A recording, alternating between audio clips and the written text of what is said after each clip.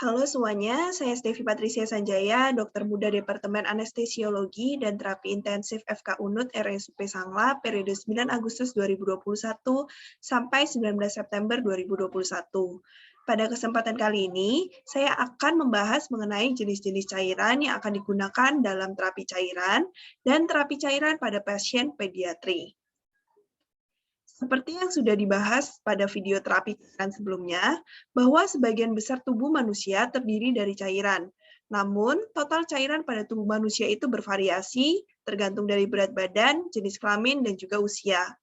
Pada neonatus, total cairan tubuhnya berkisar antara 75-80% dari total berat badan, pada bayi 6 bulan sekitar 70%, anak usia 5 tahun sekitar 65%, sedangkan pada pria dewasa sekitar 60% dan wanita dewasa sekitar 50-55% dari total berat badan individu tersebut. Dan dari total cairan individu tersebut akan dibagi menjadi kompartemen intraseluler, yaitu di dalam sel, dan kompartemen ekstraseluler, yaitu di luar sel.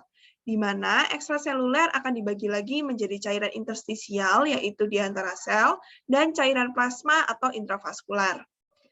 Cairan intraseluler mewakili 2/3 dari total cairan tubuh dan cairan ekstraseluler mewakili 1/3 dari total cairan tubuh, di mana cairan ekstraseluler tersebut terdiri dari 3/4 cairan interstisial dan 1/4 cairan intravaskular. Homeostasis cairan dalam tubuh atau keluar masuknya cairan terjadi secara konstan, di mana akan dipengaruhi oleh tekanan hidrostatik, tekanan osmotik, dan juga ada pengaruh dari permeabilitas membran suatu sel. Tekanan hidrostatik adalah tekanan yang menekan cairan keluar dari vaskular berdasarkan kekuatan mekanis air yang mendorong membran akibat aktivitas kontraksi jantung. Sedangkan tekanan osmotik adalah tekanan yang menekan cairan masuk ke dalam pembuluh darah.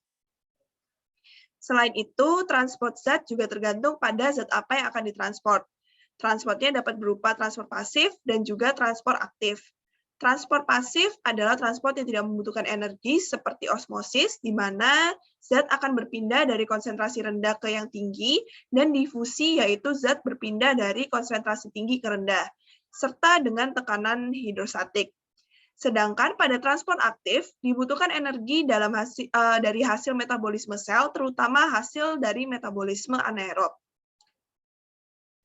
Adapun tujuan dari terapi cairan adalah untuk memperbaiki atau mempertahankan stabilitas hemodinamik pasien dengan cara mengganti cairan yang hilang, mengganti kehilangan cairan yang sedang berlangsung, mencukupi kebutuhan per hari, mengatasi syok, mengkoreksi dehidrasi, dan mengatasi kelainan akibat terapi lain. Prinsip terapi cairan meliputi 2 dasar, yaitu resusitasi cairan dan juga terapi rumatan. Di mana resusitasi cairan berfungsi untuk mengganti cairan tubuh yang hilang secara akut sehingga seringkali dapat menyebabkan syok, dan untuk memperbaiki perfusi ke jaringan-jaringan tubuh. Sedangkan terapi rumatan berfungsi untuk memelihara stabilitas hemodinamik cairan dan nutrisi di dalam tubuh. Karena prinsip yang berbeda tersebut, maka cairan yang digunakan untuk terapi cairan pun akan berbeda-beda.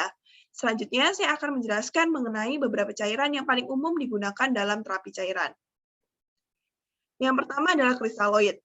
Kristaloid merupakan larutan yang mengandung air dan molekul-molekul kecil seperti elektrolit dan mineral yang terlarut di dalamnya, dan umumnya digunakan sebagai pilihan pertama dalam resusitasi cairan melalui intravena atau secara parenteral. Beberapa larutan yang termasuk ke dalam larutan kristaloid antara lain ringer laktat atau RL, kemudian normal salin, bisa dengan konsentrasi 0,45%, 0,9%, dan 3%, dan dextrosa 5% atau 10%.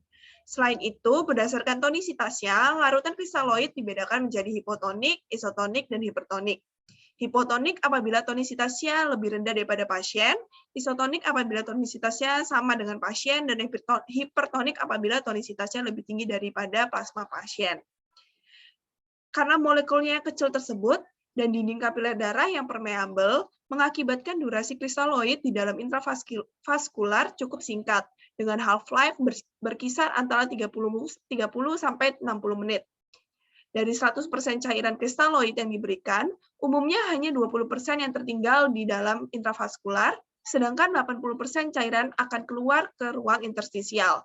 Inilah alasan mengapa kita memberikan volume kristaloid 3-4 kali dari jumlah volume cairan yang hilang, sehingga pemberian cairan kristaloid yang berlebihan akan dapat menyebabkan kelebihan cairan ekstravaskuler dan menyebabkan terjadinya edema perifer sehingga gangguan pernafasan akibat edema paru sekunder.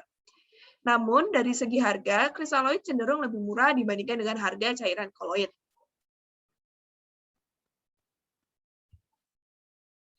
Berikut adalah indikasi kristaloid. Kristaloid diindikasikan untuk resusitasi cairan pada kasus hipovolemia, perdarahan, sepsis, dan dehidrasi. Kemudian bisa sebagai transport dalam pemberian obat intravena, kemudian sebagai cairan pemeliharaan pada pasien yang tidak dapat memenuhi kebutuhan cairan secara enteral, manajemen tekanan darah, meningkatkan diuresis untuk menghindari obat nefrotoksik atau kerusakan organ akhir akibat toksin. Kemudian kristaloid hipertonis juga dapat digunakan untuk menggantikan zat larut dalam serum, misalnya pada kondisi hiponatremia atau gejala sisa neurologis. Untuk kontraindikasinya, dikontraindikasikan pada pasien dengan edema, pasien dengan gagal jantung kongestif, pasien dengan gangguan ginjal berat hingga membutuhkan dialisis. Kemudian kristaloid hipertonis dikontraindikasikan pada semua kondisi klinis, kecuali pada pasien dengan hiponatremia berat dan gejala sisa neurologis. Dan kristaloid hipotonis dikontraindikasikan pada pasien dengan atau yang berisiko mengalami edema cerebral. Kemudian yang kedua adalah ringer laktat. Ringer laktat merupakan larutan kristaloid isotonik yang mengandung molekul natrium, klorida, kalium, kalsium, dan laktat di dalamnya. Dengan osmolaritas sebesar 273 mikroosmolar per liter dan memiliki pH sekitar 6,5. Ringer laktat dapat diindikasikan dalam berbagai kondisi klinis, seperti sepsis, pankreatitis akut, dan yang paling umum digunakan dalam resusitasi cairan secara agresif pada pasien trauma dengan perdarahan atau luka bakar. Selain itu, ringer laktat juga sebagai cairan pengganti pada pasien postoperasi, asidosis hipokalemik metabolik akibat diare, dehidrasi akibat diare pada pediatri, dan juga untuk menjaga keseimbangan cairan dan elektrolit. Ringer laktat akan bekerja dengan mengisi volume intravaskular, sehingga meningkatkan preload dan meningkatkan perfusi organ yang adekuat, dan juga untuk menyediakan natrium laktat yang berfungsi sebagai bahan metabolisme tubuh dalam kondisi iskemik, sehingga akan menurunkan kematian sel akibat iskemia tersebut. Ringer laktat paling umum diberikan melalui jalur intravena, tapi juga tidak berhasil, apabila juga tidak berhasil memasang intravena lain, maka kita bisa menggunakan memberikannya melalui jalur intraoseus. Namun, karena ringer laktat memiliki kandungan kalsium di dalamnya, maka pemberian ringer laktat tidak boleh menggunakan jalur yang sama dengan pemberian produk darah. Hal ini dikarenakan beberapa produk darah menggunakan sitrat sebagai antikoagulannya, sehingga apabila diberikan pada jalur yang sama dengan kristaloid, maka dapat membentuk kalsium sitrat yang akhirnya akan menyebabkan koagulasi dan obstruksi pada jalur intravena tersebut. Selain seperti yang sudah dijelaskan sebelumnya, pemberian cairan intravena dapat meningkatkan risiko terjadinya edema, sehingga umumnya dihindari atau membutuhkan perhatian khusus pada pasien-pasien yang berisiko tinggi mengalami kelebihan cairan, seperti gagal jantung kongestif, gangguan ginjal kronis, sirosis hati, dan hipoalbuminemia. Ringer laktat tidak memiliki kontraindikasi absolut, tapi karena ringer laktat di metabolisme di hati, maka pemberian ringer laktat pada pasien dengan disfungsi hati dapat menyebabkan akumulasi laktat di dalam tubuh. Selain itu, penggunaannya juga dihindari pada pasien dengan hiperkalemia, karena dapat memperburuk kondisi hiperkalemianya tersebut, hingga dapat menyebabkan terjadinya disritmia ventricle. Kemudian pada pasien gagal jantung berat, Addison disease, alkalosis yang diinduksi mual dan penggunaan NGT, dan penggunaan obat-obatan tertentu seperti amphoterisin, tiopental, ampicillin, dan doxycycline. Ringer laktat juga tidak digunakan pada pasien dengan edema cerebral, Karena pada edema cerebral, cairan yang dimaksudkan untuk dikeluarkan dari parenkim otak, sehingga cairan yang akan digunakan adalah cairan hipertonik, bukan cairan isotonik seperti ringer laktat atau bahkan menggunakan cairan hipotonik.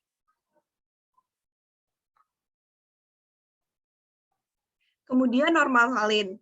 Normal salin adalah cairan intravena yang paling umum digunakan. Normal salin ini terdiri dari beberapa konsentrasi, yaitu NaCl isotonik dengan konsentrasi 0,9%, kemudian ada NaCl hipotonis dengan konsentrasi 0,45% dan hipertonik dengan konsentrasi 3%. Dalam setiap 100 mili NaCl 0,9% akan terkandung 15,4 mEq ion natrium dan juga 15,4 mEq ion klorida dengan osmolaritas sebesar 308 mikroosmolar per liter dan pH sekitar 4,5. Administrasinya hanya melalui intravena dan dapat digunakan sebagai bolus untuk maintenance.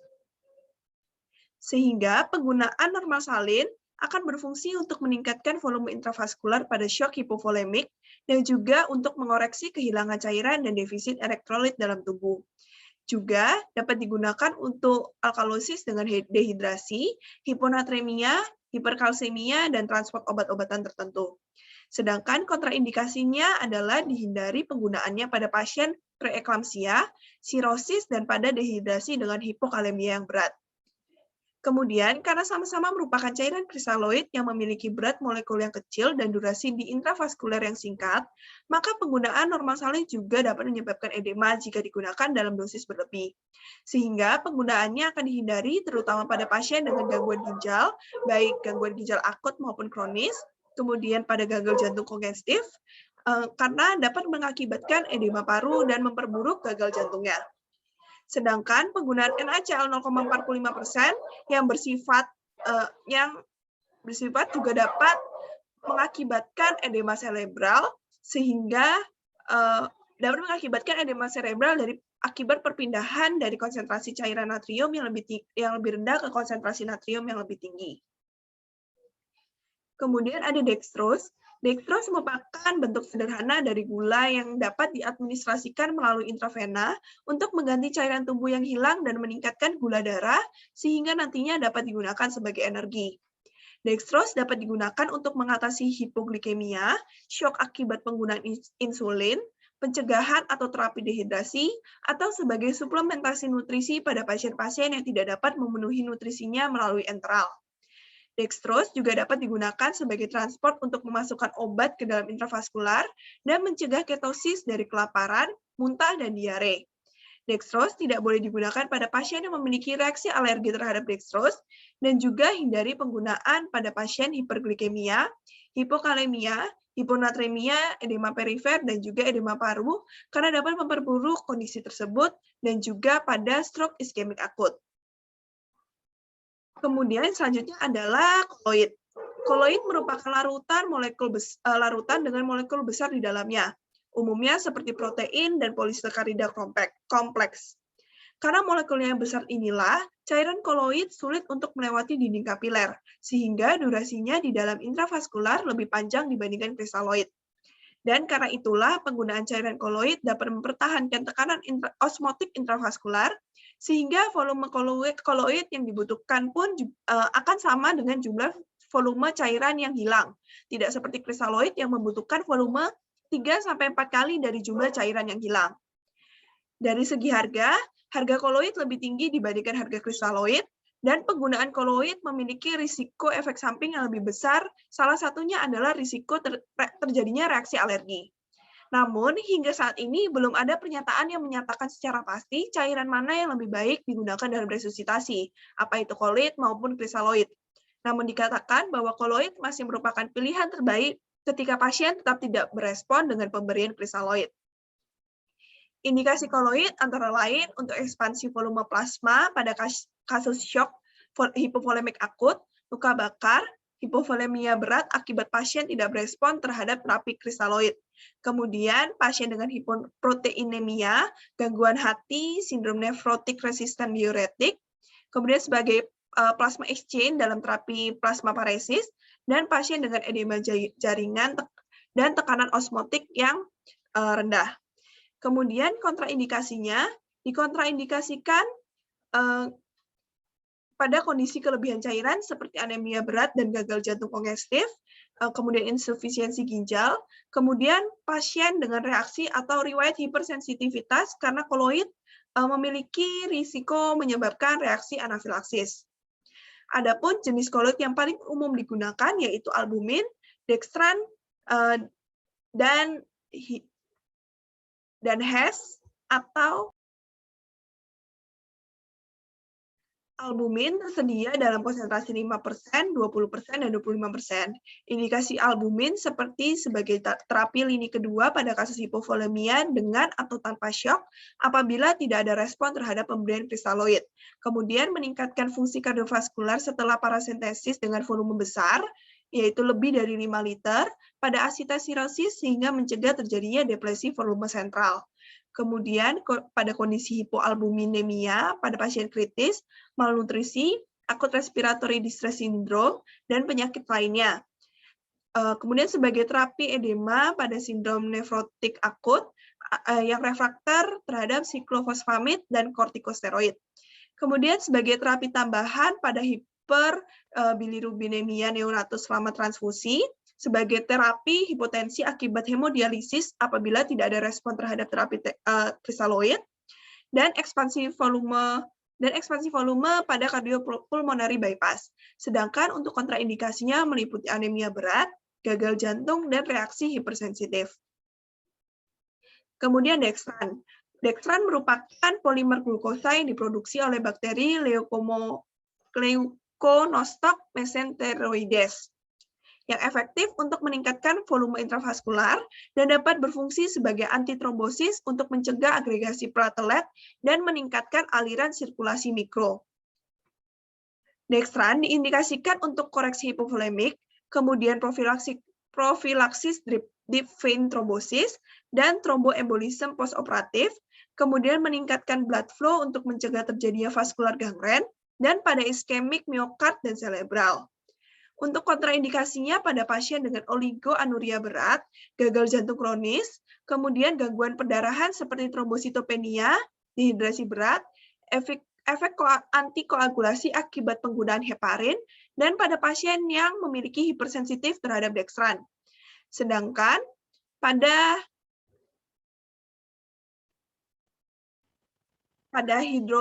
hidroksietil start atau HES, kontraindikasinya adalah pada pasien dengan gangguan perdarahan, gagal jantung kronis, dan pada disfungsi renal karena sebagian besar cairannya akan diekspresi di dalam ginjal. Berikut adalah rangkuman perbedaan kristaloid dan juga koloid. Dari berat molekulnya, berat molekul kristaloid lebih kecil daripada koloid. Inilah mengapa durasi kristaloid di intravaskuler akan lebih singkat dibandingkan koloid. Kemudian half-life kristaloid berkisar antara 30 sampai 60 menit, sedangkan half-life koloid bisa sampai beberapa jam hingga hari. Kemudian, karena hanya seperempat volume kristaloid yang akan menetap di intravaskular, maka volume kristaloid yang dibutuhkan adalah sekitar 3 sampai 4 kali volume cairan yang hilang. Sedangkan untuk koloid, karena koloid akan menetap lebih lama di dalam intravaskular, maka jumlah koloid yang dibutuhkan sesuai dengan atau sama dengan jumlah volume cairan yang hilang. Pada penggunaan yang berlebihan, cairan kristaloid akan menyebabkan edema perifer dan edema paru, sedangkan cairan koloid akan memicu terjadinya gagal jantung. Dari segi harga, cairan kristaloid lebih murah dibandingkan koloid, dan koloid memiliki risiko menyebabkan reaksi anafilaksis, sedangkan kristaloid non-alergik. Selanjutnya saya akan menjelaskan mengenai terapi cairan pada pediatri. Terapi cairan pada pediatri tentu akan jauh berbeda pada terapi cairan pada orang dewasa. Hal ini dikarenakan organ tubuh yang belum berkembang sempurna pada pasien pediatri, sehingga kemampuan untuk mengompensasi kelebihan cairan juga lebih rendah dibandingkan pada pasien dewasa. Kebutuhan cairan pada anak-anak akan lebih tinggi dibandingkan orang dewasa. Hal ini dikarenakan meskipun berat badan anak itu yang tergolong kecil, namun rasio luas permukaan tubuh terhadap berat badannya relatif besar dibandingkan rasio orang dewasa, yaitu dilaporkan sekitar 5 kali lipat lebih besar dibandingkan orang dewasa. Sehingga kehilangan cairan melalui proses penguapan dari kulit pun tentunya akan lebih besar dan lebih mudah, terutama pada saat kondisi-kondisi tertentu seperti demam atau suhu lingkungan yang tinggi. Selain itu, tingkat metabolisme dan laju pernapasan pada anak ini juga tinggi dibandingkan orang dewasa, sehingga kalori yang dikeluarkan dan kehilangan cairan melalui pernapasan juga lebih besar. Jumlah cairan yang dibutuhkan pun akan meningkat pada kondisi-kondisi tertentu seperti berat badan lahir rendah, demam, atau pada luka bakar. Sama seperti tujuan terapi secara umum, terapi cairan intravena pada anak juga bertujuan untuk menjaga homeostasis tubuh sehingga perfusi ke jaringan tetap adekuat, serta juga dapat berperan untuk menentukan dosis obat yang diperlukan untuk mencapai konsentrasi terapeutik yang diharapkan. Pada pasien pasca bedah, pasien anak harus segera diberikan cairan untuk mempertahankan kebutuhan cairannya.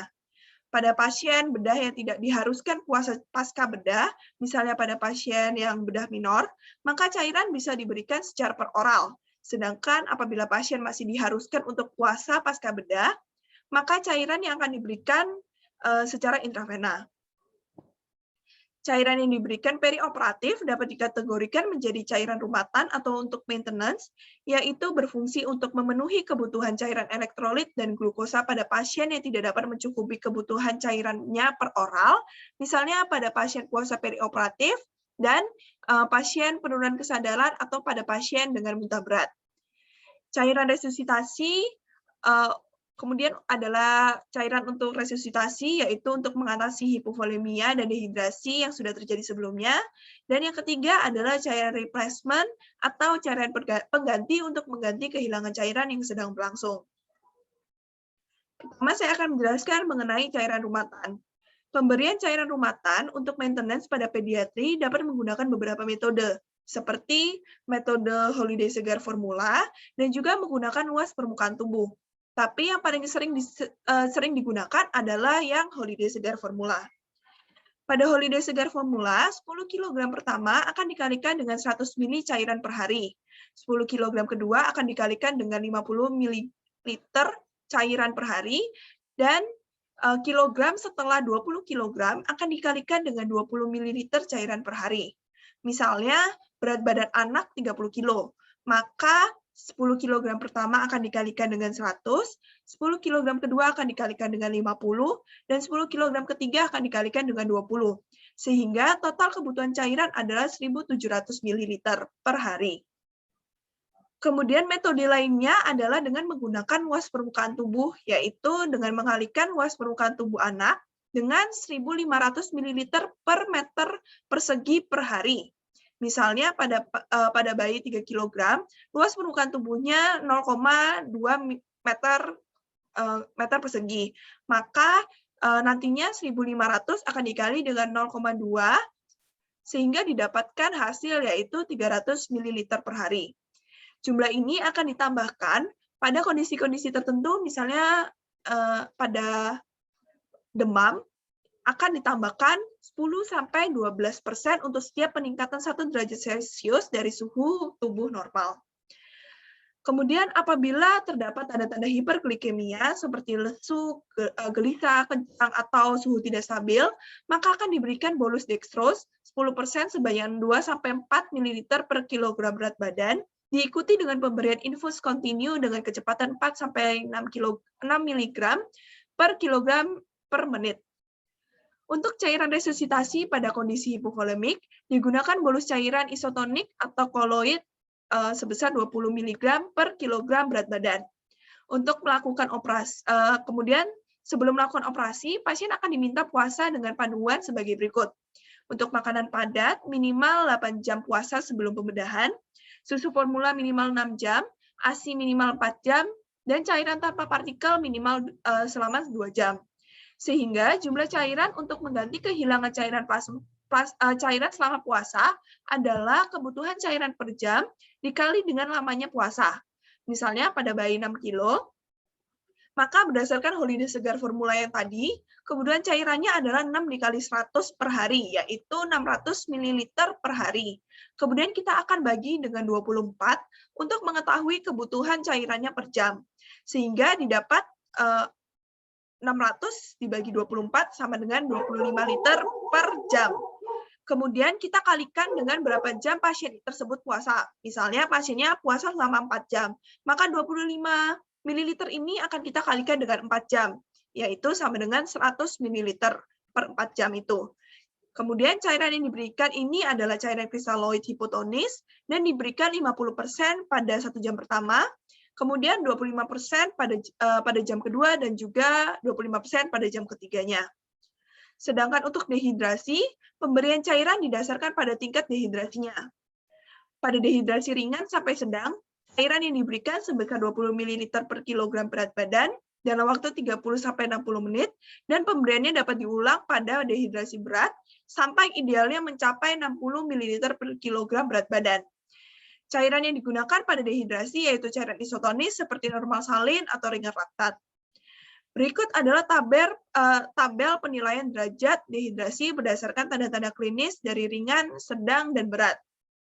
Di sini, pada dehidrasi ringan, untuk nadinya normal, tekanan darah sistolik normal, urin output-nya normal atau berkurang, kemudian terjadi kehilangan berat badan sebesar 3-5%, rasa haus sedikit, perilaku normal, mukosa normal atau sedikit kering, air mata masih ada, mata, turgor kulit, dan kulit normal, ubun-ubun masih datar, dan juga refill kapiler sekitar 2-3 detik. Sedangkan pada dehidrasi sedang, nadi meningkat sedikit, tekanan darah sistoliknya normal atau berkurang, kemudian urin output-nya berkurang nyata, yaitu kurang dari 1 ml per kilogram per jam, kehilangan berat badan terjadi 6-10%, kemudian rasa hausnya sedang, perilaku irritable, mukosa kering, air mata berkurang, mata cekung, turgor kulit berkurang, kulit dingin, ubun-ubun agak cekung, dan refill kapiler lebih dari 5 detik.